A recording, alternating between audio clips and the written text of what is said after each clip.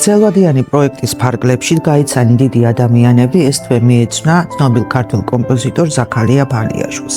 მუსიკის პედაგოგ ნინო გორხელაშვილთან და მეოთხე-მესამე კლასის მოსწავლეებთან ერთად მოვინახულეთ ქართველი გამოჩენილი კომპოზიტორი ზაქარია ფალიაშვილის სახლ-მუზეუმი. პროექტის შემდეგი ეტაპი იყო სკოლაში პრეზენტაციის წარდგენა. მოსწავლეებმა თავიანთ თანატორებს გაუზიარეს ცოდნა, რომელიც ამ პროექტის ფარგლებში შეიძინეს.